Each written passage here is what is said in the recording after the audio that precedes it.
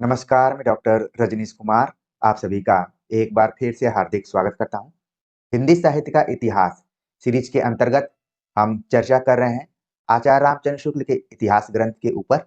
और आज हम जिस विषय पर बातचीत करेंगे उसका शीर्षक है आधुनिक काल हिंदी गद्य के विकास में फोर्ट विलियम कॉलेज और 4 गद्यकारों का योगदान के ऊपर, जिसमें कि हमने शामिल किया है सदा सुखलाल, इंशाअल्लाह खां, लल्लू लाल और सदल मिश्र को। प्रिय विद्यार्थियों, इसके पहले हमने हिंदी गद्य के विकास को लेकर विस्तार से चर्चा की थी कि कैसे शुरुआती दौर में ब्रज भाषा गद्य लेखन हो रहा था और उसके समानांतर खड़ी बोली गद्य लेखन भी हो रहा था। लेकिन एक समय आने पर ब्रज भाषा गद्य लेखन स्थिर हो गया और खड़ी बोली में गद्य लिखा जाने लगा और अंग्रेजों के सामने चलकर 2 भाषाएं सामने दिखाई पड़ी, हिंदी और उर्दू। तो उन्होंने भाषा और प्रशासनिक सुधार के लिए या जरूरतों के लिए फोर्ट विलियम कॉलेज की स्थापना की और उस कॉलेज में 4 गद्यकारों को जोड़ने का प्रयास किया। और उस कॉलेज से संबंधित 2 गद्यकार कौन थे, इन सभी बिंदुओं पर हम चर्चा कर चुके हैं। उम्मीद है कि जो विद्यार्थी रेगुलर नियमित रूप से इस चैनल से पढ़ रहे होंगे उनको हमारी बातें जोड़ रही होंगी। जो विद्यार्थी अभी नए रूप में जुड़े होंगे उनको थोड़ा-सा और मेहनत करने की ज़रूरत है। तो जितने भी वीडियो लेक्चर या फिर सीरीज यहाँ पर प्रस्तुत किए जा रहे हैं, वो आगामी UP TGT, PGT, UGC net, assistant professor exam और सीईटी पीजी एंट्रेंस एग्जाम के दृष्टिकोण से महत्वपूर्ण है। बाकी आप अपने अलग-अलग परीक्षाओं के पाठ्यक्रमों से मिलाते हुए अध्ययन करते रहिए। तो प्रिय विद्यार्थियों, हम पहुंच चुके हैं सीरीज के टॉपिक 58 के ऊपर। तो देख रहे हैं आप, जो आज का विषय है उसमें हम सदा सुखलाल, इंशाअल्लाह खां, लल्लू लाल और सदल मिश्र पर चर्चा करेंगे। और साथ में यह भी हम ध्यान रखेंगे कि आचार्य रामचंद्र शुक्ल ने अपने इतिहास ग्रंथ में इन चारों का क्रम क्या निर्धारित किया हुआ है, क्योंकि बदलते हुए पैटर्न में आप देख रहे हैं कि 4 ऑप्शन देने के बाद फिर कूट बना दिया जाता है कि सही कूट कौन सा है। तो यहाँ पर आपको ध्यान में रखना है, ठीक वैसे ही जैसे आप अष्टछाप कवियों को ध्यान में रखते हैं कि उनका क्रम आचार्य रामचंद्र शुक्ल ने कैसे रखा हुआ है, यहाँ पर भी आप 4 गद्यकारों का क्रम जरूर ध्यान में रखिए कि सबसे पहले सदा सुखलाल, इंशाअल्लाह खां, लल्लू लाल और सदल मिश्र का क्रम है। प्रिय विद्यार्थियों, इन सभी गद्यकारों का जन्म क्षेत्र या फिर कर्म क्षेत्र दोनों सब अलग-अलग रहा है। सदा सुखलाल का संबंध दिल्ली से रहा, इंशाअल्लाह खां का मुर्शिदाबाद से, लल्लू लाल का आगरा से और सदल मिश्र का बिहार से। इंशाअल्लाह खां के पूर्वज दिल्ली में भी रहा करते थे, लेकिन इनका जन्म हुआ था मुर्शिदाबाद में। तो इस तथ्य को आप जरूर ध्यान में रखिए। आप सभी के सहूलियत के दृष्टिकोण से, समझने के दृष्टिकोण से हमने कुछ मैप का सहारा लिया है ताकि आपके दिमाग में बैठ जाए कि सदा सुखलाल और इंशाअल्लाह खां का संबंध दिल्ली से रहा है। इसके बाद लल्लू लाल का संबंध आगरा से, सदल मिश्र का संबंध बिहार से। तो ये पूरा मैप आपको बन जाएगा। आप देख रहे हैं कि जो उत्तर भारत का इलाका है वो हिंदी गद्य लेखन में काफी महत्वपूर्ण रोल निभाता है। तो ये पूरा आप यहाँ पर देख चुके हैं। अब हम विस्तार से बात करते हैं एक-एक गद्यकार के ऊपर और आचार्य रामचंद्र शुक्ल के कथन क्या है उनके संदर्भ में और परीक्षाओं के दृष्टिकोण से महत्वपूर्ण तथ्य क्या है। क्योंकि आप किसी भी एग्जाम में जाइए और इन चारों गद्यकारों से सवाल ना पूछा जाए, ये हो ही नहीं सकता है। तो ये आप अनुमान लगा लीजिए कि आज का ये वीडियो लेक्चर कितना महत्वपूर्ण है। जैसा कि आप जानते हैं कि जैसे ही मुगल साम्राज्य अपने पतन की ओर गया, तो बहुत सारे लोग जो धनाढ्य लोग थे या फिर व्यापारी लोग थे या फिर पढ़े लिखे लोग थे, वो दिल्ली और आगरा को छोड़कर लखनऊ, काशी, प्रयाग, पटना और मुर्शिदाबाद की तरफ मूव कर गए थे, उधर जाना शुरू कर दिए थे। तो कहीं न कहीं ये जो आप देख रहे हैं यहाँ पर हमने गोला बनाया हुआ है, ये उसी का परिणाम है। ठीक है? तो इसको समझते हुए हम उन चारों गद्यकारों को समझते हैं। तो आचार्य रामचंद्र शुक्ल सबसे पहले जिस गद्यकार के ऊपर चर्चा करते हैं, उनका नाम है मुंशी सदा सुखलाल नियाज। कई बार परीक्षाओं में पूछा जाता है कि नियाज किसका उपनाम है। कई जगहों पर आप देखते हैं कि नेवाज भी लिखा रहता है। ठीक है? तो मुंशी सदा सुखलाल का उपनाम नियाज था। दिल्ली के रहने वाले थे। इनका जन्म संवत 1803 यानी कि 1746 ईस्वी में हुआ और मृत्यु संवत 1881 यानी कि 1824 ईस्वी में हुई। संवत 1850 यानी 1793 के लगभग ये कंपनी की अधीनता में चुनार जिला मिर्जापुर में एक अच्छे पद पर थे। तो एक चीज आप देख रहे हैं कि सदाशिव लाल जो कि दिल्ली के रहने वाले थे, लेकिन वो जब कंपनी की अधीनता, कंपनी के अंडर में जब उनको नौकरी मिली तो वो चुनार जिला में एक अच्छे पद पर कार्यरत थे। इन्होंने उर्दू और फारसी में बहुत सी किताबें लिखी हैं और काफी शायरी की है।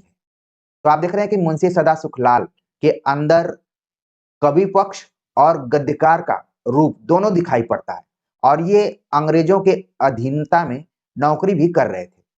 अपनी मुंतखब अपनी मुंतबुतवारिक में अपने संबंध में इन्होंने जो कुछ लिखा है उससे पता चलता है कि 65 वर्ष की अवस्था में ये नौकरी छोड़कर प्रयाग चले गए। आप देख रहे हैं कि मुंशी सदाशिव लाल का जो जीवन है वो स्थिर नहीं। जन्म हुआ दिल्ली में और नौकरी किए चुनार में, और जब 65 साल इन्होंने पूरा किया तो चले गए प्रयाग में। तो ये तीनों शहरों का नाम जरूर अपने ध्यान में रखिए, क्योंकि बदलते हुए पैटर्न में कुछ भी नया पूछा जा सकता है, पूछे जाने की संभावना बहुत ज्यादा है। एक पुस्तक का नाम यहाँ पर जिक्र किया गया जिसका नाम है मुंतखबुतवारिक। तो इस किताब से प्राय सवाल पूछे जाते हैं और इसमें सदाशिव लाल ने अपने जीवन के बारे में भी कुछ लिखा हुआ है, जिससे पता चलता है कि वो 65 वर्ष की अवस्था में नौकरी छोड़कर, यानी कि वो चाहते तो और नौकरी कर सकते थे लेकिन छोड़कर प्रयाग चले गए और अपनी शेष आयु वहीं हरि भजन में बिताई। जैसा कि आप जानते हैं कि मनुष्य का जो भी जीवन है वो अलग अलग वर्गों में बटा हुआ है, लेकिन जैसे ही हम अपने वृद्धा अवस्था की ओर जाते हैं हम थोड़ा सा ईश्वर की तरफ मूव करते हैं। कुछ यहाँ पर आप देख रहे हैं सदाशिव लाल के जीवन में भी वही हुआ। नौकरी तो उन्होंने बड़ी शान से की, लेकिन जैसे ही वृद्धावस्था की तरफ गए वो हरि भजन में लीन हो गए।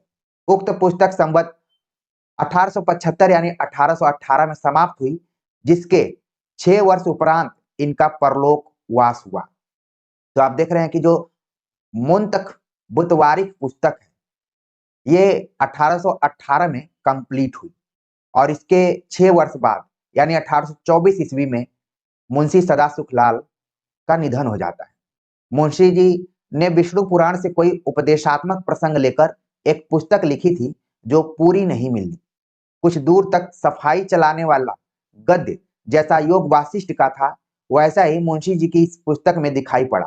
उसका थोड़ा सा अंश नीचे उद्धृत किया जाता है। तो एक चीज आपको ध्यान में रखना है रिवीजन के तौर पर कि योग वासिष्ठ का जिक्र यहाँ पर हुआ है। तो जब आप देख रहे हैं कि मुंशी सदाशिव लाल का जन्म 1746 ईस्वी में होता है, उसके कुछ वर्षों पहले ही राम प्रसाद निरंजनी ने भाषा योग वासिष्ठ नाम की पुस्तक लिखी थी। तो क्यों ना हम इसको कोरिलेट करके याद करें कि उस पुस्तक के बारे में आचार्य रामचंद्र शुक्ल ने लिखा कि साफ सुथरी भाषा का प्रयोग किया गया था और परिमार्जित गद्य का रूप दिखाई पड़ता है। तो कहीं न कहीं उस पुस्तक का प्रभाव आने वाले गद्यकारों के ऊपर रहा होगा। उसी का जिक्र यहाँ पर आचार्य रामचंद्र शुक्ल कर रहे हैं कि मुंतखबुतवारिक नाम की पुस्तक सदाशिव लाल ने जरूर लिखी, लेकिन उसके पहले ही सफाई चलाने वाला गद्य जैसा योग वासिष्ठ लिखा जा चुका था और उसका प्रभाव मुंशी जी की इस पुस्तक में दिखाई पड़ता है।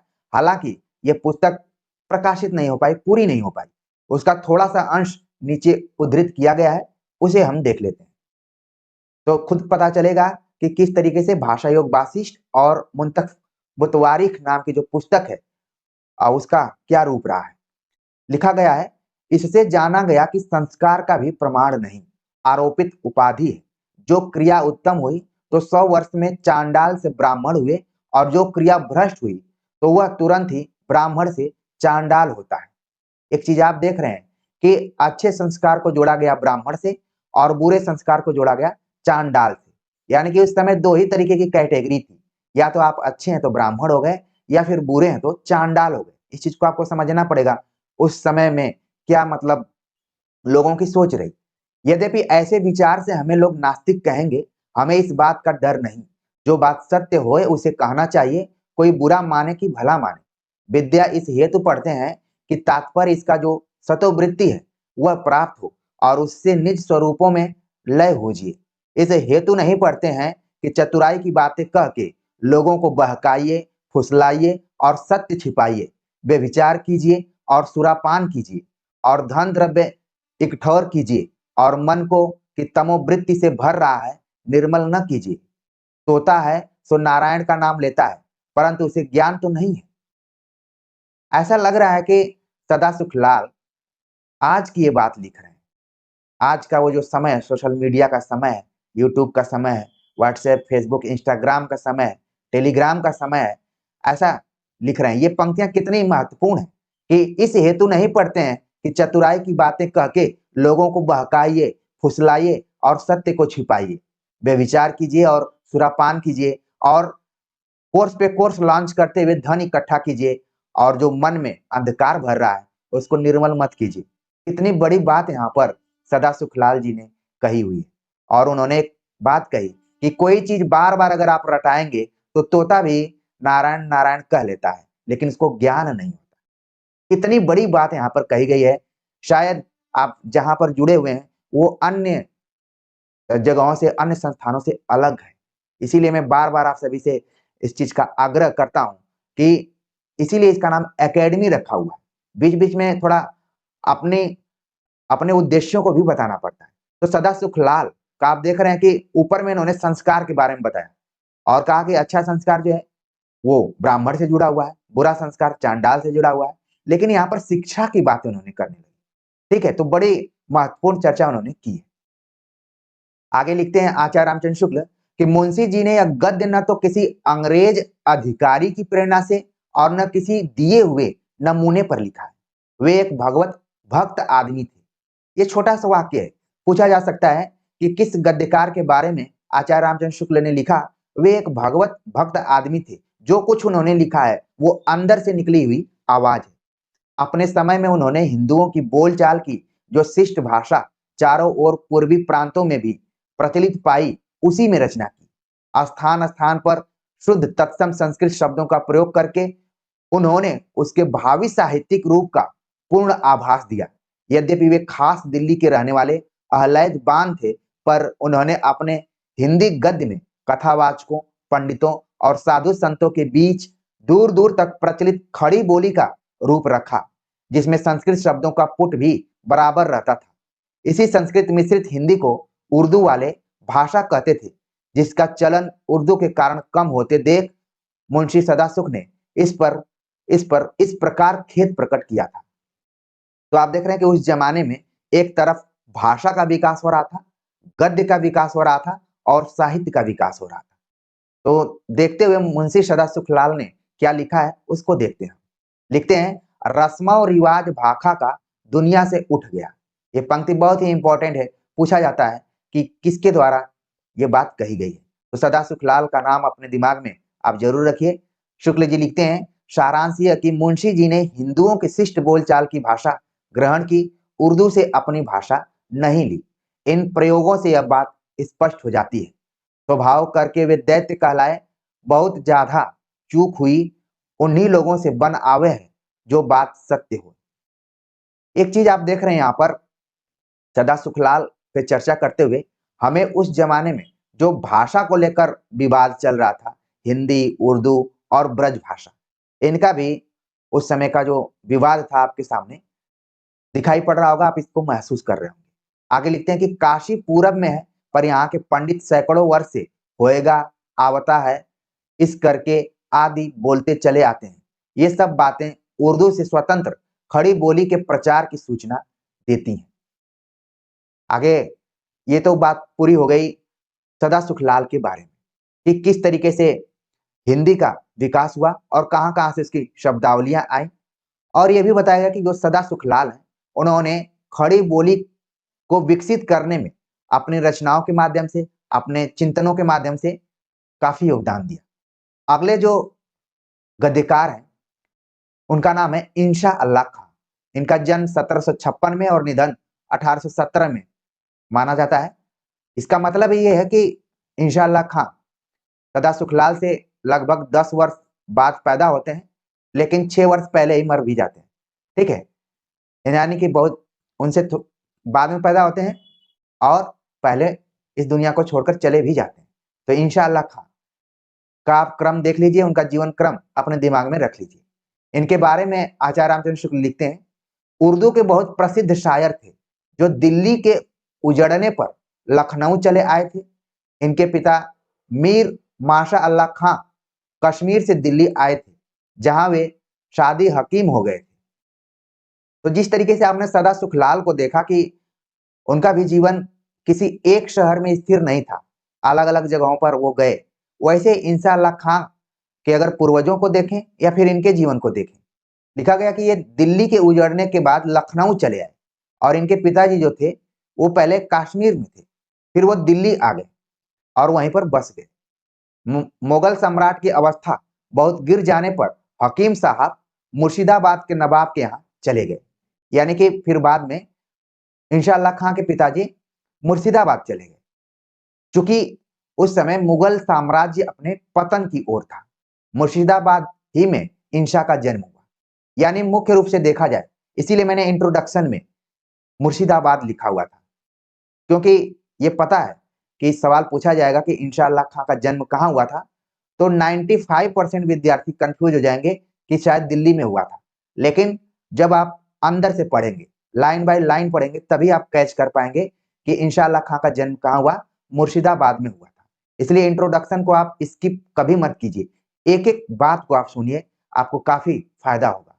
तो मुर्शिदाबाद में इंशाअल्लाह खां का जन्म हुआ। जब बंगाल के नवाब सिराजुद्दौला मारे गए और बंगाल में अंधेर मचा, तब इंशा, जो पढ़ लिख कर अच्छे विद्वान और प्रतिभाशाली कवि हो चुके थे, दिल्ली चले आए। मुर्शिदाबाद से सीधे इंशाअल्लाह खां दिल्ली चले आए और शाह आलम दूसरे के दरबार में रहने लगे। वहां जब तक रहे, अपनी अद्भुत प्रतिभा के बल से अपने विरोधी बड़े-बड़े नामी शायरों को ये बराबर नीचा दिखाते रहे। जब गुलाम कादिर बादशाह को अंधा करके शाही खजाना लूटकर चल दिया, तब इंशा का निर्वाह दिल्ली में कठिन हो गया और वे लखनऊ चले आए। तो आप देख रहे हैं कि दिल्ली लखनऊ एकदम से इनका अप डाउन होता रहा इंशाअल्लाह खां का। जब संवत 1855 यानी कि 1798 में नवाब सादत अली खां गद्दी पर बैठे, तब ये उनके दरबार में आने जाने लगे। बहुत दिनों तक इनकी बड़ी प्रतिष्ठा रही, पर अंत में एक दिल लगी की बात पर इनका वेतन आदि सब बंद हो गया था और इनके जीवन का अंतिम भाग बड़े कष्ट में बीता। तो आप देख रहे हैं कि जो हमारे साहित्यकार रहे, केवल हिंदी के शिक्षक ही नहीं, साहित्यकारों का भी जीवन बड़ा कष्टमय रहा, कभी सुखमय, कभी दुखमय। तो यहाँ पर आप देख रहे हैं कि इंशाअल्लाह खां का अंतिम समय जो था वो बड़ा कष्ट में बीता, क्योंकि किसी बात पर इनके वेतन इत्यादि को, तनख्वाह को बंद कर दिया गया था। संवत 1875 में इनकी मृत्यु हो गई, यानी कि 1818 ईस्वी में इनका निधन हो गया। हालांकि ऊपर में बताया गया 1817, तो किताबों में थोड़ा बहुत मतभेद होता है। कुछ चीजें मैंने इसमें आप सभी को समझाने के लिए हिंदी साहित्य का दूसरा इतिहास से भी जोड़ा है, खासतौर से जन्म क्रम को जोड़ा है, क्योंकि आचार्य रामचंद्र शुक्ल के इतिहास ग्रंथ में मुंशी सदा सुखलाल के जन्म को लेकर जो संवत का समय दिया गया है, थोड़ा सा वो मिसप्रिंट है। तो ये शुक्ल जी की गलती है या फिर जहां से ये प्रिंट हुआ वहां से गलती है, अब उसको हमने संशोधित किया ताकि आपको सही फैक्ट या तथ्य पता चले। तो यहाँ पर आप देख रहे हैं कि इंशाअल्लाह खां, जिनको कि हम देख रहे हैं कि खड़ी बोली में इन्होंने योगदान दिया, कैसे उनके जीवन में उथल पुथल मची रही। इंशा ने उदय भान चरित या रानी केतकी की कहानी संवत 1855 और 1860 के बीच लिखी होगी। ऐसा अनुमान लगाया जा रहा है कि जो उदय भान चरित है, जिसका नाम है रानी केतकी की कहानी, तो आपको याद आ गया होगा कि पिछले साल के क्वेश्चन पेपर में ये कई बार पूछा जा चुका है कि उदय भान चरित किसकी रचना है या फिर रानी केतकी की कहानी किसकी रचना है और इसका प्रकाशन वर्ष कब हुआ या फिर कब तक माना जाता है। तो आप देख रहे हैं कि यहाँ पर ये वही दौर है जब फोर्ट विलियम कॉलेज की स्थापना कलकत्ता में हो रही थी। 1798 से लेकर 1803 के बीच में लिखी गई होगी। कहानी लिखने का कारण इंशा साहब यूं लिखते हैं, यानी उन्होंने उदय भानचरित या रानी केतकी की कहानी क्यों लिखा, उसका कारण भी दिया है। कारण बड़ा रोचक है। लिखते हैं, एक दिन बैठे बैठे यह बात अपने ध्यान में चढ़ी कि कोई कहानी ऐसी कहिए कि जिसमें हिंदवी छूट और किसी बोली का पुट न मिले, तब जाके मेरा जी फूल की कली के रूप में खिले। बाहर की बोली और गंवारी कुछ उसके बीच में न हो। अपने मिलने वालों में से एक कोई बड़े पढ़े लिखे पुराने धुराने दाग बूढ़े घाघ या खटराग लाए और लगे कहने, यह बात होते दिखाई नहीं देती। हिंदवीपन भी न निकले और भाखापन भी न हो। बस जैसे मल लोग अच्छों से अच्छे आपस में बोलते हैं, ज्यों का त्यों वहीं सब डौल रहे और छांव किसी की न हो, यह नहीं होने का। तो उदय भानचरित रानी केतकी की कहानी लिखने के पीछे उन्होंने जो कारण बताए यहाँ पर आप देख लीजिए, उसमें भी जो कारण है वो भाषा के दृष्टिकोण से ही बताया गया है। अब परीक्षाओं में आप देखते हैं कई बार सवाल पूछा जाता है कि ये किसका कथन है कि हिंदवी छुट और किसी बोली का पुट न हो। ठीक है, ये सवाल कई बार, ये कोटेशन ही इंपॉर्टेंट है, आप देखेंगे परीक्षाओं में पूछा जा चुका है। तो उदय भानचरित रानी केतकी की कहानी की पृष्ठभूमि के तौर पर ये अंश आप देख रहे हैं जो कि गद्य में लिखा हुआ है। आगे आचार्य रामचंद्र शुक्ल लिखते हैं कि इससे स्पष्ट है कि इंशा का उद्देश्य ठेठ हिंदी लिखने का था, जिसमें हिंदी को छोड़कर और किसी बोली का पुट न रहे। यानी कि किसी बोली का पुट का मतलब क्या है कि हिंदी के समानांतर उस समय उर्दू और ब्रज, यही दो बोलियां या फिर भाषाएं चल रही थी। तो इन्हीं से दूरी बनाकर रखने की कोशिश इंशाअल्लाह खां कर रहे। हिंदी को छोड़कर और किसी बोली का पुट न रहे। उद्धृत अंश में भाखापन शब्द ध्यान देने योग्य है। मुसलमान लोग भाषा शब्द का व्यवहार साहित्यिक हिंदी भाषा के लिए करते थे, जिसमें आवश्यकता अनुसार संस्कृत के शब्द आते थे, चाहे वो ब्रज भाषा हो चाहे खड़ी बोली। तात्पर्य यह कि संस्कृत मिश्रित हिंदी को ही उर्दू फारसी वाले भाषा कहा करते थे। यानी कि उस जमाने में जो उर्दू जानते थे या पढ़ते लिखते थे, वो भाषा सही मायने में उसको कहते थे जो हिंदी में संस्कृत निष्ठ शब्द आए हुए थे, तो उसको कहा करते थे। भाखा से खास ब्रज भाषा का अभिप्राय उनका नहीं होता था, जैसा कुछ लोग भ्रमवश समझते हैं। जिस प्रकार वे अपनी अरबी फारसी मिली हिंदी को उर्दू कहते थे, उसी प्रकार संस्कृत मिली हिंदी को भाखा, भाषा का शास्त्रीय दृष्टि से विचार न करने वाले या उर्दू की ही तालीम खास तौर पर पाने वाले कई नए पुराने हिंदी लेखक इस भाखा शब्द के चक्कर में पड़कर ब्रज भाषा को हिंदी कहने में संकोच करते हैं। खड़ी बोली पद्य का झंडा लेकर घूमने वाले स्वर्गीय बाबू अयोध्या प्रसाद खत्री चारों ओर घूम घूमकर कहा करते थे कि अभी हिंदी में कविता हुई कहाँ। सूर तुलसी बिहारी आदि ने जिसमें कविता की है वह तो भाखा है, हिंदी नहीं। एक चीज आप देखिए, यहाँ पर तथ्य दिया गया कि खड़ी बोली पद्य का झंडा लेकर कौन घुमा करता था, तो यहाँ पर नाम दिया गया है बाबू अयोध्या प्रसाद खत्री। हमारे हिंदी साहित्य में दो अयोध्या प्रसाद के नाम के लेखक हुए हैं, लेकिन थोड़ा बहुत दोनों में अंतर है, उनके टाइटिल में अंतर है। लेकिन जब भी खड़ी बोली पद्य की बात आती है तो अयोध्या प्रसाद खत्री कहा जाए कि इसको लेकर एक आंदोलन चला रहे थे। ठीक है, तो अयोध्या प्रसाद खत्री को आपको ध्यान में रखना है कि खड़ी बोली पद्य का झंडा लेकर वो घूमते थे। जैसे आज हम अलग अलग चीजों का झंडा लेकर घूमते हैं, उस जमाने में इतना जुनून था अयोध्या प्रसाद खत्री को कि वो कहते थे कि अभी जो कविताएं हुई हैं वो तो अलग अलग बोलियों में हुई हैं, अपभ्रंश, अवधी, ब्रज, लेकिन खड़ी बोली में तो अभी कविता लिखी ही नहीं गई, जिसको कि हम हिंदी कविता कहते हैं। तो उन्होंने कहा कि अभी तक की जो कविताएं लिखी गई हैं वो भाखा में लिखी गई हैं, हिंदी में नहीं। संभव है इस सड़े गड़े ख्याल को लिए अब भी कुछ लोग पढ़े। हालांकि आचार्य रामचंद्र शुक्ल ने अयोध्या प्रसाद खत्री के इस विचार को उन्होंने थोड़ा सा अच्छा नहीं माना है, सड़ा गला विचार माना है। आगे बात करते हैं। लिखते हैं कि इंशा ने अपनी भाषा को 3 प्रकार के शब्दों से मुक्त रखने की प्रतिज्ञा की। बाहर की बोली अरबी फारसी तुर्की से, गवारी ब्रज भाषा अवधी आदि भाखापन संस्कृत के शब्दों का मेल। सवाल पूछा जा सकता है कि इंशा ने अपनी भाषा को 3 प्रकार के शब्दों से मुक्त रखने की बात की। उसमें आप देख रहे हैं कि बाहर की बोली यानी जो अरबी फारसी और तुर्की, और दूसरी गंवारी बोली यानी कि उनके नजर में जो ब्रज भाषा है अवधी है, ये उसकी श्रेणी में, और भाखापन जो कि संस्कृत के शब्दों का मेल है। इन तीनों से भाषा को मुक्त रखने का आह्वान उन्होंने किया था। इस बिलगाव से आशा है ऊपर लिखी बात स्पष्ट हो गई होगी। इंशा ने भाखापन और मुअल्लापन दोनों को दूर रखने का प्रयत्न किया, पर दूसरी बला किसी न किसी सूरत में कुछ लगी रही। फारसी के ढंग का वाक्य विन्यास कहीं कहीं विशेषतः बड़े वाक्यों में आ ही गया, पर बहुत कम है। जैसे सिर झुकाकर नाक रगड़ता हूं अपने बनाने वाले के सामने जिसने हम सबको बनाया। इस सिर झुकाने के साथ ही दिन रात जपता हूं उस अपने दाता के भेजे हुए प्यारे को। यह चिट्ठी जो पीक भरी कुंवर तक जा पहुंची। तो आप देख रहे हैं कि जो ऊपर इंशा अल्लाह खां की बातें रही हैं कि भाषा को किससे मुक्त करना है, थोड़ा बहुत यहाँ पर उन्होंने प्रयास किया है। ठीक है, ये ज्यादा आसानी से अंश आपको समझ में आ रहा होगा। आरंभ काल के चारों लेखकों में इंशा की भाषा सबसे चटकीली, मटकीली, मुहावरेदार और चलती।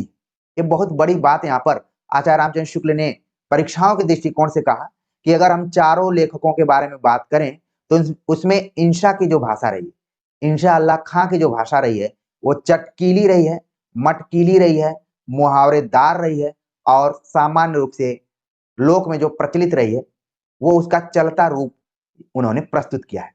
पहली बात यह है कि खड़ी बोली उर्दू कविता में पहले कुछ मज चुकी थी, जिसमें उर्दू वालों के सामने लिखते समय मुहावरे आदि बहुतायत से आया करते थे। दूसरी बात यह कि इंशा रंगीन और चुलबुली भाषा द्वारा अपना लेखन कौशल दिखाया चाहते थे। मुंशी सदा सुखलाल भी दिल्ली खास के थे और उर्दू साहित्य का अभ्यास भी पूरा रखते थे, पर वे धर्म भाव से जानबूझकर अपनी भाषा गंभीर और संयत रखना चाहते थे। तानुप्रास विराम भी इंशा के गद्य में बहुत स्थलों पर मिलते हैं। तो एक चीज आप यहाँ पर देख रहे हैं कि इंशा की भाषा शैली को लेकर आचार्य रामचंद्र शुक्ल ने दो महत्वपूर्ण बातें कही हुई। एक तो उन्होंने कहा कि जिस खड़ी बोली का उन्होंने प्रयोग किया वो खड़ी बोली पहले ही उर्दू कविताओं में उर्दू शायरों द्वारा प्रयुक्त की जा रही थी, और दूसरी तरफ उन्होंने बताया कि जो इंशा अल्लाह खां वो खुद चटकीली मटकीली मुहावरेदार और चलती भाषा का प्रयोग करते थे और अपने लेखन कौशल को दिखाना चाहते थे, इसलिए उन्होंने रंगीन और चुलबुली भाषा का प्रयोग किया हुआ है। तो हमें क्या ध्यान में रखना है कि अगर परीक्षाओं में पूछा जाए कि आचार्य रामचंद्र शुक्ल ने उन चार गद्यकारों में किसकी भाषा को चटकीली मटकीली मुहावरेदार और चलती कहा है, तो आपके दिमाग में तुरंत इंशा अल्लाह खां का नाम आ जाना चाहिए। और कुछ यहाँ पर गद्यांश दिए गए उनको हम देख लेते हैं। जब दोनों महाराजों में लड़ाई होने लगी, रानी केतकी सावन भादो के रूप में रोने लगी और दोनों के जी में यह आ गई, यह कैसी चाहत जिनमें लहू बरसने लगा और अच्छी बातों को जी तरसने लगा। ये अंश भी आप देख रहे हैं कि बड़ा ही इंपॉर्टेंट है। दो महाराजों के बीच में युद्धों की बात की जा रही है और जो इंशा अल्लाह खां ने रानी केतकी की कहानी लिखा, यानी कि ये जो ग्रंथ है वो नायिका प्रधान ग्रंथ है। एक तरीके से आप देखें तो रानी केतकी दो राजाओं के बीच में पिस रही हैं और सावन भादो के रूप में रोने लगी। सावन भादो आप देख रहे हैं कि ये वर्षा ऋतु का एक तरीके से जिक्र यहाँ पर इंशा अल्लाह खां ने किया। इसका मतलब है कि उनको लोक की भी जानकारी। रोने लगे और दोनों के जी में यह आ गई, यह कैसी चाहत, ये कैसा प्यार है जिनमें लहू बरसने लगा और अच्छी बातों को जी तरसने लगा। तो यहाँ पर हृदय परिवर्तन भी दिखाया गया। इंशा के समय तक वर्तमान कृदंत या विशेषण और विशेष्य के बीच का समानाधिकरण कुछ बना हुआ था जो उनके गद्य में जगह जगह पाया जाता है। जैसे आतियां जातियां जो सासे हैं, उसके बिना ध्यान या सब फांसे हैं, घरवालियां जो किसी डौल से बहलातियां हैं। तो आप देख रहे हैं कि कुछ शब्दों का प्रयोग किया गया, आतियां जातियां, ठीक है, घरवालियां। तो इन शब्दों को आप कैच करिए और ध्यान में रखिए कि इंशा अल्लाह खां ने इसको प्रस्तुत किया है। आगे भी आचार्य रामचंद्र शुक्ल लिखते हैं कि इन विचित्रताओं के होते हुए भी इंशा ने जगह जगह बड़ी प्यारी घरेलू ठेठ भाषा का व्यवहार किया है और वर्णन भी सर्वथा भारतीय रखे। ठीक वैसे ही जैसे मलिक मोहम्मद जैसी ने, तो भारतीयता जहां भी आचार्य रामचंद्र शुक्ल देखते हैं थोड़ा सा प्रसन्न हो जाते हैं। इनकी चलती चटपटी भाषा का नमूना देखिए। इस बात पर पानी डाल दो नहीं तो पछताओगी और अपना किया पाओगी। मुझसे कुछ न हो सकेगा। तुम्हारी जो कुछ अच्छी बात होती तो मेरे मुंह से जीते जी न निकलती, पर यह बात तो मेरे पेट नहीं पच सकती। तुम अभी अल्हड़ हो, तुमने अभी कुछ देखा नहीं। जो ऐसी बात पर सचमुच ढलाव देखोगी तो तुम्हारे बाप से कहकर वह बभूत, जो वह मुआ निगोड़ा भूत मुछंदर का पूत अवधूत दे गया है, हाथ मुरकवा कर छिनवा लूंगी। तो यहाँ पर आप देख रहे हैं कि ये अंश कितना घरेलू ठेठ भाषा का प्रयोग इसमें किया गया है। आप देख रहे हैं कई जगहों पर मुरकवा कर, ठीक है, मुछंदर, बभूत, मुआ, निगोड़ा, ये सब शब्द यहाँ पर आए हुए हैं। इनको ध्यान में रखिए। मुझे याद आता है कि ये नीचे की पंक्ति परीक्षाओं में पूछी जाती रही। इसको आप जरूर अपने दिमाग में रखिए। एक बार नहीं, 2 बार, 3 बार में अपने दिमाग में रखिए। चूंकि आप यहाँ पर जुड़े हुए हैं तो मेरा संकेत ही आपकी सफलता के रास्ते को खोलने वाला है। मैं तो संकेत ही कर सकता हूं, बाकी आप अपने दिमाग में, अपने मन मस्तिष्क में इसको कहानी के रूप में जरूर रखिए। अगले जो गद्यकार हैं उनका नाम है लल्लू लाल। लल्लू लाल के बारे में आचार्य रामचंद्र शुक्ल लिखते हैं, ये आगरे के रहने वाले गुजराती ब्राह्मण थे। आप ध्यान रखिए, लल्लू लाल गुजरात से तो नहीं थे, लेकिन आगरे में रहते थे और गुजराती ब्राह्मण थे। आप देखेंगे गुजराती ब्राह्मण आपको हर जगहों पर मिल जाते हैं। काशी में भी गुजराती ब्राह्मण, और मैंने देखा है कि नाम पर भी एक गुजराती पब्लिक स्कूल भी है, इंटर कॉलेज, उसमें कई बार सेंटर इत्यादि भी लोक सेवा आयोग का दिया जाता है। तो वहां पर आप देखेंगे, मैं बड़ा आश्चर्यचकित हो रह गया कि काशी में गुजराती इंटर कॉलेज कैसे हो सकता है। लेकिन बाद में पता चला कि ये खास एक वर्ग के लिए इंटर कॉलेज खोला गया। पहले जमानों में जातियों को ध्यान में रखते हुए कॉलेज स्कूल स्थापित किए जाते थे, फिर धीरे धीरे लोकतंत्र स्थापित हुआ। लल्लू लाल जी को आपको समझ में रखना है कि ये आगरे के रहने वाले गुजराती ब्राह्मण थे। इनका जन्म संवत 1820 में और मृत्यु संवत 1882 में हुई। यानी कि आप देख रहे हैं कि लल्लू लाल इंशाअल्लाह खां से छोटे रहे। 1763 में लगभग 8 वर्ष के बाद वो लल्लू लाल जी का जन्म और निधन इनका हो गया 1825 ईस्वी में। संस्कृत के विशेष जानकार तो ये नहीं जान पड़ते, पर भाषा कविता का अभ्यास इनमें था। उर्दू भी कुछ जानते थे। संवत 1860 यानी 1803 में कलकत्ते के फोर्ट विलियम कॉलेज के अध्यापक जॉन गिलक्राइस्ट के आदेश से इन्होंने खड़ी बोली गद्य में प्रेम सागर लिखा, जिसमें भगवत दशम स्कंद की कथा वर्णन की गई है। तो ये देख रहे हैं एक एक वाक्य तथ्य के रूप में है और आपकी परीक्षाओं के दृष्टिकोण से महत्वपूर्ण है। लल्लू लाल जी का जन्म आगरा में हुआ, और कब हुआ इसके बारे में बता दिया। ये 1803 ईस्वी में फोर्ट विलियम कॉलेज से जुड़ते हैं और इन्होंने जॉन गिलक्राइस्ट के आदेश पर प्रेम सागर लिखा है। ये भी क्वेश्चन पूछा जा सकता है। प्रिय विद्यार्थियों, आमतौर पर सवाल पूछा जाता है कि प्रेम सागर किसकी रचना है, इसके लेखक कौन है, लेकिन बदलते हुए पैटर्न में पूछा जा सकता है कि किसके आदेश से लिखी है। तो गिलक्राइस्ट को जरूर आप ध्यान में रखिए कि गिलक्राइस्ट के आदेश से इन्होंने खड़ी बोली गद्य में प्रेम सागर लिखा, और प्रेम सागर की विषय वस्तु आधार क्या रहा उसका, भागवत दशम स्कंद की कथा का वर्णन है इसमें। भागवत दशम स्कंद आप सूरसागर इत्यादि को भी देखते हैं आप, लेकिन यहाँ पर प्रेम सागर भी कुछ उसी पैटर्न पर लिखा गया है, लेकिन इसकी जो बोली है वो खड़ी बोली है। इंशा के सामने समान इन्होंने केवल ठेठ हिंदी लिखने का संकल्प तो नहीं किया था, पर विदेशी शब्दों के न आने देने की प्रतिज्ञा अवश्य लक्षित होती है। आप देख रहे हैं कि जो शुरुआती गद्यकार हैं उनके लिखने में विदेशी शब्दों से कितना मतलब दूरी है। वो चाहते हैं कि न इसमें कोई विदेशी शब्द ना आए। जैसे आज हम बोलते हैं तो जब तक अपने किसी अंश में 10, 15, 20 अंग्रेजी के शब्दों को न बोलें तब तक लगता है कि हमने आज तो कुछ बोला ही नहीं। लेकिन उस दौर में आप देख रहे हैं, उस दौर में सिर्फ भाषा का विकास नहीं हो रहा था, बल्कि आप देखेंगे कि बड़ा धर्म को लेकर या फिर देशी विदेशी को लेकर भी बड़ा वो था, क्योंकि वो शुरुआती दौर था।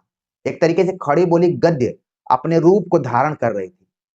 ठीक है, तो यहाँ पर आप देख रहे हैं कि विदेशी शब्दों के न आने देने की प्रतिज्ञा अवश्य लक्षित होती है। यदि ये उर्दू न जानते होते तो अरबी फारसी के शब्द बचाने में उतने कृतकार्य कभी न होते जितने हुए। बहुतेरे अरबी फारसी के शब्द बोलचाल के भाषा में इतने मिल गए थे कि उन्हें केवल संस्कृत हिंदी जानने वाले के लिए पहचानना भी कठिन था। मुझे एक पंडित जी का स्मरण है जो लाल शब्द तो बार बार बोलते थे, पर कलेजा और बैगन शब्दों को मलेच्छ भाषा के समझ बचाते थे। लल्लू लाल जी अनजान में कहीं कहीं ऐसे शब्द लिख गए हैं जो फारसी या तुर्की के हैं, जैसे बैरक शब्द तुर्की का बैरक है जिसका अर्थ झंडा है। एक चीज आप देखिए, यहीं से सवाल पूछे जाते हैं। मान लीजिए आप हिंदी व्याकरण खूब पढ़ लिए, लेकिन एग्जाम में पूछ लिया गया कि बैरक किस भाषा का शब्द है, तो आप तुरंत बता देंगे। इस वीडियो लेक्चर को सुनते हुए आप जरूर नोट कर लेंगे कि बैरक जो है वो तुर्की भाषा का शब्द है। और बैरक का अर्थ क्या है? झंडा। ये भी सवाल पूछा जा सकता है कि बैरक का हिंदी में क्या अर्थ है, तो आपको पर्यायवाची हिंदी व्याकरण पढ़ने की जरूरत ही नहीं है। इस वीडियो लेक्चर से भी आपको बहुत कुछ मिल सकता है। प्रश्न ऐसे ही बनते हैं, प्रश्न कहीं आसमान से या फिर किसी कोचिंग सेंटर से नहीं आते हैं। भले लोग दावे पेश करते हो, लेकिन प्रश्न तो किताबों से ही आते हैं, वो भी मूल किताबों से। तो यहाँ पर आपको ध्यान में रखना है कि बैरक शब्द तुर्की का शब्द है और इसका अर्थ है झंडा। और तमाम कोशिशों के बावजूद लल्लू लाल मुक्त नहीं हो पाते। प्रेम सागर में यह शब्द आया है, इसको देखते हैं। शिव जी के एक ध्वजा बाणासुर को देके कहा इस बैरक को ले जाए। तो इसीलिए कहा जाता है कि भाषा पानी की तरह होती है, बहता नीर की तरह होती है, वो कठिनता से सरलता की तरफ जाती है। यानी कि जब हम दिन भर में हिंदी के साथ अंग्रेजी मिश्रित बोली का प्रयोग करते हैं तो जानबूझकर नहीं करते हैं, क्योंकि हमने उसको एक्सेप्ट कर लिया है, उसको अपनी जीवनचर्या में शामिल कर लिया है। तो यहाँ पर आप देख रहे हैं कि कितनी भी सावधानी आप रखेंगे लोग बोल ही देते हैं। जब लल्लू लाल नहीं बचे तो हम लोग क्या है, तो ये उदाहरण आपने देख लिया होगा। पर ऐसे शब्द 2 ही 4 जगह आए हुए। आचार्य रामचंद्र शुक्ल लल्लू लाल जी का बचाव भी कर रहे हैं कि ज्यादा नहीं प्रयोग किया उन्होंने, 2-4 जगह पर ही आए। आगे लिखते हैं कि यद्यपि मुंशी सदा सुखलाल ने भी अरबी फारसी के शब्दों का प्रयोग न कर संस्कृत मिश्रित साधु भाषा लिखने का प्रयत्न किया है, पर लल्लू लाल की भाषा में उसमें बहुत कुछ भेद दिखाई पड़ता है। मुंशी जी की भाषा साफ सुथरी खड़ी बोली है, पर लल्लू लाल की भाषा कृष्णोपासक व्यासों की सी ब्रज रंजित खड़ी बोली है। यहाँ पर एक चीज आप देख रहे हैं कि तुलना की गई है कि मुंशी सदा सुखलाल की जो भाषा है वो साफ सुथरी खड़ी बोली है, लेकिन लल्लू लाल की जो भाषा है इलाके का प्रभाव पड़ता है, क्षेत्र का प्रभाव पड़ता है, इसलिए कृष्ण भक्ति कवियों की तरह ही ब्रज रंजित खड़ी बोली है। यानी उस जमाने में ब्रज भाषा एकदम से खत्म नहीं हुई थी, उसका प्रभाव लोगों के ऊपर था। सम्मुख जाए सिर नाय सोई भई कीजे निरख लीजव, ऐसे शब्द बराबर प्रयुक्त हुए हैं। अकबर के समय में गंग कवि ने जैसी खड़ी बोली लिखी थी, वैसी ही खड़ी बोली लल्लू लाल ने भी लिखी। दोनों की भाषाओं में अंतर इतना ही है कि गंग ने इधर उधर फारसी अरबी के प्रचलित शब्द भी रखे, पर लल्लू लाल जी ने ऐसे शब्द बचाए। आप देख रहे हैं इन लोगों ने कितना मेहनत किया है भाषा के निर्माण में। भाषा की सजावट भी प्रेम सागर में पूरी है। विरामों पर तुकबंदी के अतिरिक्त वर्ण वाक्य भी बड़े बड़े आए हैं और अनुप्रास भी यत्र तत्र है। मुहावरों का प्रयोग कम है। सारांश यह कि लल्लू लाल का काव्य भाषा गद्य भक्तों की कथा वार्ता के काम का ही अधिकतर है, न नित्य व्यवहार के अनुकूल है, न संबद्ध विचारधारा के योग्य। यह कथन बहुत ही इंपॉर्टेंट है, कभी भी पूछा जा सकता है कि लल्लू लाल का मूल्यांकन करते हुए किस आलोचक का यह कथन है कि लल्लू लाल का काव्य भाषा गद्य भक्तों की कथा वार्ता के काम का ही अधिकतर है, न नित्य व्यवहार के अनुकूल है, न संबद्ध विचारधारा के योग्य। प्रेम सागर से 2 नमूने नीचे दिए गए हैं, अब देख लेते हैं। श्री सुखदेव मुनि बोले, महाराज ग्रीष्म की अति अनीत देख नृप पावस प्रचंड पशु पक्षी जंतुओं की दशा विचार चारों ओर से दल बादल ले लड़ने को चढ़ आया।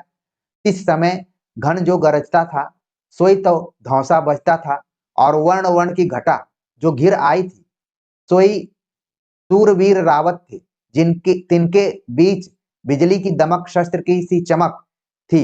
बकपात ठौर ठौर ध्वजा सी फहरा रही थी। दादुर मोर कणखैतों की सी भांति यश बखानते थे, और बड़ी बड़ी बूंदों की झड़ी बाड़ों की सी झड़ी लगी थी। आप देख रहे हैं कि नीचे की जो लाइन है ये सब परीक्षाओं में पूछी जाते रहे हैं। पिछले साल के क्वेश्चन पेपर आप देखेंगे तो आपको कहीं ना कहीं प्रश्न के तौर पर मिल जाएगा। एक चीज आप यहाँ पर देख रहे हैं जो लल्लू लाल जी के गद्यांश को यहाँ पर प्रस्तुत किया गया है। ये गद्यांश आप देख रहे हैं कि अपेक्षाकृत थोड़ा सा कठिन है और वाक्य भी इसमें लंबे दिखाई पड़ रहे हैं। एक और उदाहरण देखते हैं। इतना कह महादेवी जी गिरजा को साथ ले गंगा तीर पर जाए, नीर में नहाए निल्हाए, अति लाड़ प्यार से लगे पार्वती जी को वस्त्र आभूषण पहिराने, निदान अति आनंद में मग्न हो डमरू बजाए, तांडव नाच नाच संस्कृत शास्त्र की रीत से गाय गाय लगे रिझाने। तो एक चीज आप देख रहे हैं कि इसमें कहीं ना कहीं ऐसा लग रहा है कि बातें भक्तों को ध्यान में रखते हुए कही जा रही हैं। जिस काल उषा 12 वर्ष की हुई, तो उसके मुख चंद को ज्योति देख पूर्णमासी का चंद्रमा छविहीन हुआ, बालों की श्यामता के आगे अमावस्या की अंधेरी फीकी पड़ने लगी, उसकी चोटी सटकाई लख नागिन अपनी केचली छोड़ सटक गई, भाव की बकाई निरख धनुष धकधकाने लगा, आंखों की बड़ाई चंचलाई पेख मृग मीन खंजन खिसियाए रहे। तो ये सभी अंश लल्लूलाल के गद्यांश के रूप में है, आप इनको ध्यान में रख सकते हैं। क्योंकि जब भी प्रश्न आएगा तो विकल्पों में यही चारों गद्य लेखकों का नाम होगा, इसलिए आप थोड़ा भी कैच कर लेंगे कि कौन किसकी पंक्ति है, तो परीक्षाओं के लिए बेहतर हो जाएगा। बाकी चीजें आप कहानी की तरह समझ पा रहे होंगे। आगे लिखते हैं आचार्य रामचंद्र शुक्ल कि लल्लूलाल ने उर्दू, खड़ी बोली हिंदी और ब्रज भाषा तीनों में गद्य की पुस्तकें लिखी हैं। ये बहुत बड़ी बात यहाँ पर बताई जा रही है कि लल्लूलाल, भले उनको हम खड़ी बोली गद्य लेखकों के रूप में जानते हैं, लेकिन उन्होंने उर्दू, खड़ी बोली और ब्रज भाषा तीनों में गद्य पुस्तकें लिखी हैं। ये संस्कृत नहीं जानते थे। ब्रज भाषा में लिखी हुई कथाओं और कहानियों को उर्दू और हिंदी गद्य में लिखने के लिए इनसे कहा गया था, जिसके अनुसार इन्होंने सिंहासन बत्तीसी, बैताल पच्चीसी, शकुंतला नाटक, माधोनल और प्रेम सागर लिखे। तो ये सभी ग्रंथ लल्लूलाल जी के, इनको जरूर आप ध्यान में रखिए। और आपको हमने इसके पहले बताया था बैताल पच्चीसी नाम की रचना और एक विद्वान ने लिखी है, सूरत मिश्र का नाम आपके दिमाग में जरूर आ रहा होगा। उसमें भी बताया गया था कि लल्लूलाल आगे चलकर इसका पद्यानुवाद किए थे। शकुंतला नाटक, माधोनल, प्रेम सागर, ये सभी ग्रंथ लल्लूलाल जी के हैं। प्रेम सागर के पहले की चारों पुस्तकें बिल्कुल उर्दू में, यानी कि प्रेम सागर के पहले की जितनी भी पुस्तकें हैं सभी उर्दू में लिखी गई हैं। इनके अतिरिक्त संवत 1869 यानी 1812 में इन्होंने राजनीति के नाम से हितोपदेश की कहानियां ब्रज भाषा गद्य में लिखी हैं। ये छोटे छोटे तथ्य आप देख रहे हैं कि कितने महत्वपूर्ण है। राजनीति नाम से भी एक ग्रंथ लल्लूलाल जी का है जो कि ब्रज भाषा गद्य में है। माधव विलास और सभा विलास नाम से ब्रज भाषा पद्य के संग्रह ग्रंथ भी इन्होंने प्रकाशित किए थे। इनकी लाल चंद्रिका नाम की बिहारी सतसई की टीका भी प्रसिद्ध है। लाल चंद्रिका कई बार परीक्षाओं में पूछा जा चुका है, इसको ध्यान में रखिए, जो कि बिहारी सतसई की टीका पर आधारित है। इन्होंने अपना एक निज का प्रेस कलकत्ते में पटल डांगे में खोला था। लल्लूलाल कलकत्ते में एक उन्होंने प्रेस ही खोल लिया था और जगह का नाम भी बताया गया कलकत्ता में और पटल डांगे में खोला था, जिसे ये संवत 1889 में यानी कि 1832 में फोर्ट विलियम कॉलेज की नौकरी में पेंशन लेने आगरे लेते गए। यहाँ पर थोड़ा सा कुछ तथ्य में देख लेते हैं, अंतर है क्या। इनका अगर जन्म 1825 में तो इनका निधन ही हो गया था, यहाँ पर थोड़ा बहुत कुछ है अंतर। यानी आपको बस इस तथ्य को ध्यान में रखना है कि फोर्ट विलियम कॉलेज की नौकरी में पेंशन लेने पर ये आगरे इस प्रेस को भी लेते गए। आगरे में प्रेस जमा कर ये एक बार फिर कलकत्ते गए जहां इनकी मृत्यु हो गई। ठीक है, तो मृत्यु हो गई। अपने प्रेस का नाम इन्होंने संस्कृत प्रेस रखा था। ये कितना लगाव था। ठीक है, तो संस्कृत प्रेस पूछा जा सकता है कि किसने खोला था या फिर संस्कृत प्रेस से संबंधित गद्यकार कौन सा था, तो आपके दिमाग में लल्लूलाल का नाम आना चाहिए, जिसमें अपनी पुस्तकों के अतिरिक्त ये रामायण आदि पुरानी पोथियां भी छापा करते थे। इनके प्रेस की छपी पुस्तकों की लोग बहुत कदर करते थे। जिस तरीके से आज गीता प्रेस है, उसी तरीके से लग रहा है कि उस जमाने में संस्कृत प्रेस था। आगे बात करते हैं, अगले जो गद्यकार हैं उनका नाम है सदल मिश्र। इनके बारे में आचार्य रामचंद्र शुक्ल लिखते हैं, ये बिहार के रहने वाले थे, फोर्ट विलियम कॉलेज में काम करते थे। जिस प्रकार उक्त कॉलेज के अधिकारियों की प्रेरणा से लल्लू लाल ने खड़ी बोली गद्य की पुस्तक तैयार की, उसी प्रकार इन्होंने भी। इनका नाचिकेतोपाख्यान भी उसी समय लिखा गया जिस समय प्रेम सागर लिखा गया, पर दोनों की भाषा में बहुत अंतर है। लल्लू लाल के समान इनकी भाषा में न तो ब्रज भाषा के रूपों की वैसी भरमार है और न परंपरागत काव्य भाषा की पदावली का स्थान स्थान पर समावेश है। इन्होंने व्यवहारोपयोगी भाषा लिखने का प्रयत्न किया और जहां तक हो सकता है खड़ी बोली का ही व्यवहार किया, पर इनकी भाषा भी साफ सुथरी नहीं।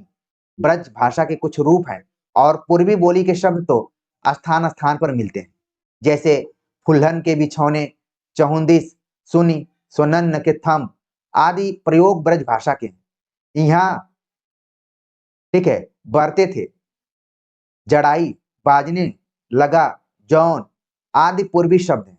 भाषा के नमूने के लिए नाचिकेतोपाख्यान से थोड़ा अवतरण नीचे दिया जाता है। तो सदल मिश्र की तुलना आप देख रहे हैं कि लल्लू लाल से भी की जा रही है कि लल्लू लाल में ब्रज भाषापन है। आगे पता चलेगा कि सदल मिश्र में भी पूर्वीपन थोड़ा बहुत दिखाई पड़ता है, क्योंकि उनका जो इलाका था आप देखेंगे कि वहीं से वो जुड़े हुए थे। तो नमूना दिया जा रहा है यहाँ पर, इस प्रकार से नाचिकेत मुनियम की पूरी सहित नरक का वर्णन कर फिर जौन जौन कर्म किए से भोग होता है, सो सब ऋषियों को सुनाने लगे कि गौ, ब्राह्मण, माता पिता, मित्र, बालक, स्त्री, स्वामी, वृद्ध, गुरु इनका जो वध करते हैं सो झूठी साक्षी भरते झूठी कर्म में दिन रात लगे रहते हैं। अपनी भार्या को त्याग दूसरे की स्त्री को ब्याहते औरों की पीड़ा देख प्रसन्न होते हैं और जो अपने धर्म से हीन पाप ही में गड़े रहते हैं वो माता पिता के हित की बात को नहीं सुनते, सबसे बैर करते हैं। ऐसे जो पापी जन तो महाडेरावनी दक्षिण द्वार से जा नरकों में पड़ते हैं। तो ये अंश आप देख रहे हैं कुछ उपदेशात्मक टाइप का दिखाई पड़ रहा है। सवाल पूछा जा सकता है कि यहाँ पर किसका किसका वध करने पर पाप लगता है। अगर आप ये सब करते हैं तो फिर आप कितना भी गंगा में स्नान कर लीजिए, अच्छी अच्छी बातें कर लीजिए, आप दिन रात झूठ ही कर्म में लगे रहते हैं। कौन कौन है उसको ध्यान में रख लीजिए, गौ, ब्राह्मण, माता पिता, मित्र, बालक, स्त्री, स्वामी, वृद्ध और गुरु। गुरु को भी शामिल किया गया है। तो ये अंश आप देख रहे हैं कि सदल मिश्र द्वारा लिखा गया। आगे है कि गद्य की एक साथ परंपरा चलाने वाले उपयुक्त 4 लेखकों में से आधुनिक हिंदी का पूरा पूरा आभास मुंशी सदासुख और सदल मिश्र की भाषा में ही मिलता है। व्यवहार उपयोगी इन्हीं की भाषा ठहरती है। इन दो में भी मुंशी सदासुख की साधु भाषा अधिक महत्व की है। इसलिए आपने देखा कि जब मैं वन लाइनर क्वेश्चन आपको सीरीज के तौर पर शुरू किया था तो सवाल यहाँ पर पूछा गया था कि आचार्य रामचंद्र शुक्ल ने किसकी भाषा को सबसे साधु या ठीक माना है। तो इसमें सही जवाब था सदा सुखलाल की। तमाम गद्यकारों की चर्चा की गई, चारों सदा सुखलाल, इंशाअल्लाह खां, लल्लू लाल और सदल मिश्र की। लेकिन निष्कर्ष पर आचार्य रामचंद्र शुक्ल पहुंचते हैं कि सदा सुख की साधु भाषा अधिक महत्व की है। मुंशी सदा सुख ने लेखनी भी चारों में पहले उठाई, अतः गद्य का प्रवर्तन करने वालों में उनका विशेष स्थान समझना चाहिए। अगर सही मायने में देखा जाए तो इन चारों में सबसे पहले किसी को श्रेय देना चाहिए तो वो नाम है सदा सुखलाल, और गद्य का प्रवर्तन करने वालों में उनका विशेष स्थान रहा है। तो प्रिय विद्यार्थियों, हमने इस वीडियो लेक्चर में चारों गद्यकारों को शामिल किया ताकि आप एक बैठक में इनको पढ़ते हुए इनमें अंतर स्पष्ट करते हुए अच्छे से कॉन्सेप्ट को क्लियर कर लें, ताकि परीक्षाओं में किसी भी तरीके से सवाल पूछा जाए आप वहां पर अच्छा परफॉर्मेंस कर सकें। तो ये हमारा प्रयास, ये सीरीज आप सभी को कितना उपयोगी लग रही है इसके बारे में जरूर कमेंट्स कीजिए। और जाते जाते आप अगर अभी तक इस चैनल से नहीं जुड़े हुए हैं तो जुड़ जाइए और अपने दोस्तों को भी बताइए। आप ही की वजह से हम यहाँ पर चर्चा कर रहे हैं और आप जानते हैं कि विशुद्ध तौर पर यूट्यूब पर ही पढ़ाई होती है, न कोई ऐप है, न कोई कोर्स है, न कोई इस तरीके से बहकाने वाली चीज है। जो कुछ है आपके सामने है, तो क्यों नहीं आप जुड़ेंगे, आपको जुड़ना चाहिए। तो आप सभी जरूर कमेंट्स कीजिएगा इस वीडियो लेक्चर के बारे में। मिलते हैं एक नए टॉपिक के साथ, तब तक के लिए नमस्कार।